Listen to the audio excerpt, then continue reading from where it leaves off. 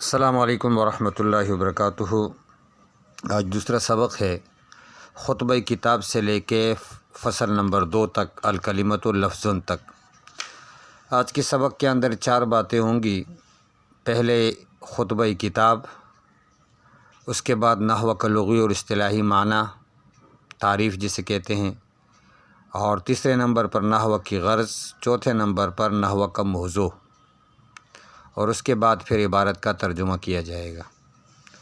خطبہ کتاب کے حوالے سے آپ یہ ذہن میں رکھ لیں کہ خطبے کی 2 قسمیں ہیں، ایک ہے خطبہ الحاقیہ اور ایک ہے خطبہ ابتدائیہ۔ خطبہ ابتدائیہ تو اسے کہا جاتا ہے جب کتاب شروع کرتے ہیں اور اس سے پہلے خطبہ لکھا جاتا ہے، وہ خطبہ ابتدائیہ کہلاتا ہے۔ اور ایک ہے خطبہ الحاقیہ، وہ خطبہ جس کو آپ کتاب لکھنے کے بعد اس کو لکھیں، شروع میں خطبہ لکھ لیں۔ یہ مسئلہ یہاں عبارت کے اندر لفظ ھذا سے اٹھے گا کہ ھذا سے مصنف کا اشارہ کس طرف ہے، اما بعد کے بعد جو ھذا ہے فھذا۔ تو اگر یہ کتاب کے خطبہ پہلے لکھا گیا ہے تو پھر تو صحیح ہے، جو مصنف کے ذہن میں ہے اس کی طرف اشارہ کیا جائے گا کہ یہ کتاب جو مصنف کے ذہن میں ہے۔ اور اگر یہ کتاب جیسے لکھتا گیا ہے اور لکھنے کے بعد اس نے خطبہ اس کے ساتھ شامل کیا ہے تو پھر ہم یہ کہیں گے کہ یہ جو پیچھے کتاب پڑی ہوئی ہے یہ کتاب۔ تو دو صورتیں اس کی ممکن ہیں۔ علم نحو کے مختلف معنی ہیں، 7-8 معنی علماء کرام نے کیے ہیں۔ طرف کے معنی میں آتا ہے، نحو کا معنی قصد ہوتا ہے، نحو قبیلے کے معنی میں بھی آتا ہے،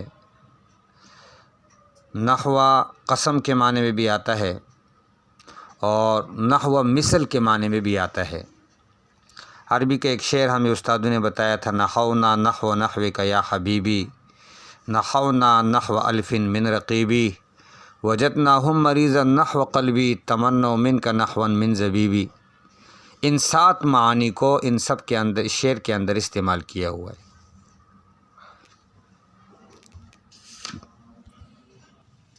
نحو کا اصطلاحی معنی کتاب کے اندر موجود ہے، جسے ہم کہتے ہیں کہ نحو کی تعریف۔ النحو علم باصول یعرف بها احوال اواخر الکلم الثلاث من حیث الاعراب والبناء، کہ نحو ایک ایسا علم ہے کہ جس کے ذریعے سے کلموں کی تینوں کلموں کی آخری حالت پہچانی جائے، معرب اور مبنی ہونے کے اعتبار سے اور ایک دوسرے کے ساتھ جوڑنے کے اعتبار سے۔ یہ نحو کی اصطلاحی تعریف ہے۔ تیسری بات جو میں نے آپ کو بتائی تھی وہ ہے نحو کا غرض۔ نحو کا غرض ذہن کو لفظی غلطیوں سے پاک کرنا ہے عربی کلام میں، اور یہاں عربی میں اس کی تعریف لکھی ہوئی، صیانۃ الذہن عن الخطأ اللفظی فی کلام العرب۔ لفظی غلطیوں سے اپنے کلام کو محفوظ رکھنا عربی زبان میں، یہ نحو کا ایک غرض ہے پڑھنے کا۔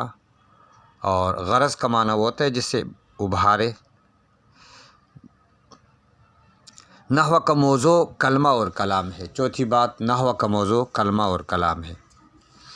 اب میں عبارت کا ترجمہ بھی کر رہا ہوں تھوڑا سا، اور اس کے اندر آپ کو ہلکی پھلکی تشریح جو مناسب ہے، جو بوجھ نہ بن جائے، پر یاد کرنے کے لیے بھی آسانی ہو، اس کو دیکھتے ہیں۔ دیکھیں، بسم اللہ الرحمن الرحیم، شروع اللہ کے نام سے جو نہایت مہربان، بڑا رحم کرنے والا ہے۔ اب یہاں پر آپ نے دیکھا ہوگا ہر مصنف، ہر آدمی جب بھی کوئی کام شروع کرتا ہے اور پھر نیک کام، اچھا کام ہوتا ہے تو بسم اللہ سے شروع کرتے ہیں۔ تو یہاں بھی اس نے اس وجہ سے بسم اللہ کو لے کے آئے ہیں۔ اور جیسا ہے نا، کل امر ذی بال لم یبدأ بسم اللہ فہو اخطا و اجزا، جو بسم اللہ سے شروع نہ کیا جائے تو وہ کیا دم بریدہ ہوتا ہے۔ تو وہ الحمد کے لیے بھی ہے، بسم اللہ کے لیے بھی ہے۔ تو ماشاءاللہ اس نے کتاب کو بسم اللہ سے اور الحمدللہ سے شروع کیا ہوا ہے۔ الحمدللہ رب العالمین، تمام تعریفیں اللہ کے لیے ہیں جو پورے عالم کا مالک ہے، پالنے والا ہے۔ رب یرب التربیت، انشاء شیء من حال الی حال، رب کہتے ہیں اس کو کہ جو ایک چیز کو درجہ بدرجہ بڑھائے۔ عالمین عالم کی جمع ہے، کائنات۔ عاقبت و حسن العاقبہ، اچھا انجام۔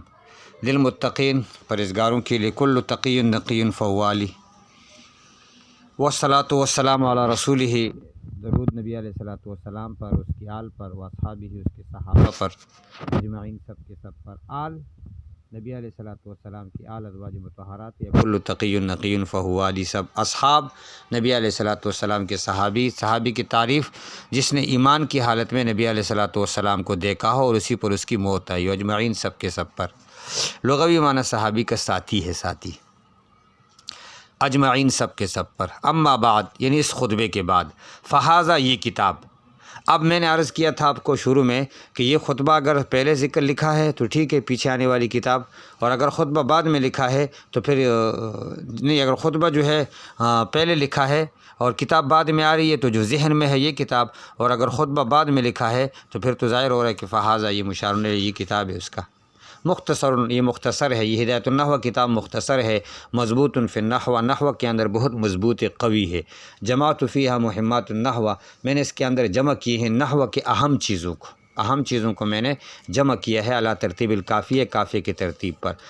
کافیہ علامہ ابن حاجب کی کتاب ہے، لیکن وہ اس سے انتہائی مغلق ہے، اور یہ ہدایت النحو ماشاءاللہ بالکل صاف ستھری واضح ہے، وہاں پر دلائل کو ذکر نہیں کیا، یہاں پر دلائل کو ذکر کیا ہے۔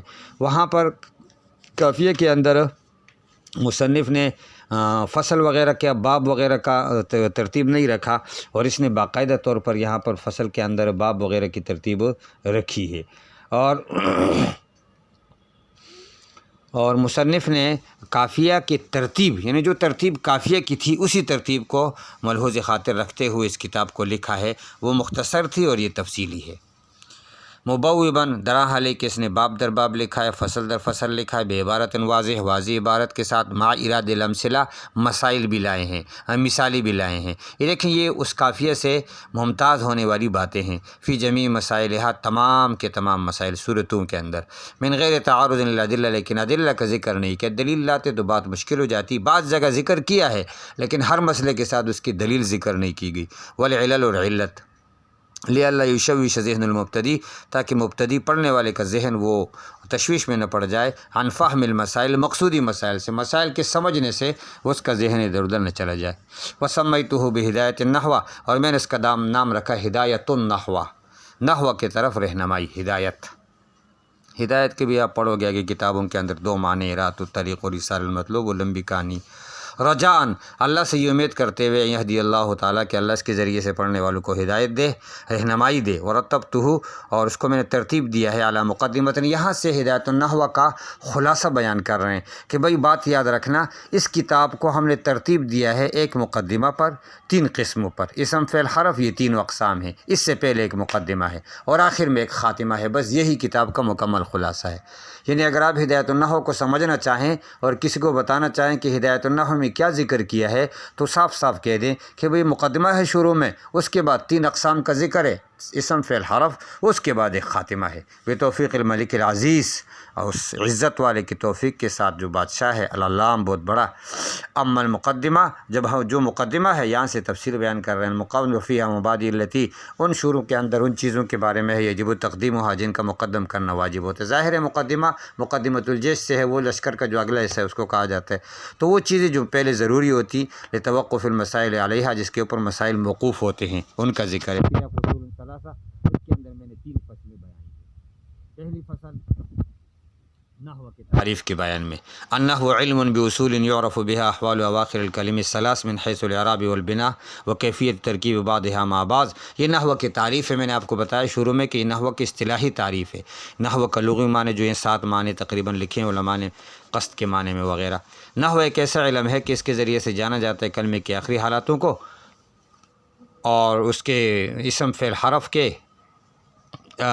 احوال اواخر الکلم الثلاث، تینوں کلموں کی آخری حالتوں کو، اسم فعل کے آخری حالتوں کو اعراب کی حالت سے، معرب کی کیفیت سے، اور اس کو بعض کے ساتھ ملانے کی ترکیب کو جاننے کا نام نحو ہے۔ والغرض منہ، اور اس نحوے کا غرض جو ہے، صیانت الذہن، وہ ذہن کا پاک کرنا ہے، عن الخطأ اللفظی، لفظی غلطیوں سے اپنے ذہن کو پاک رکھنا، کلام عرب کے اندر، کلام عرب معنی عربی زبان کے اندر اپنے آپ کو محفوظ کرنا۔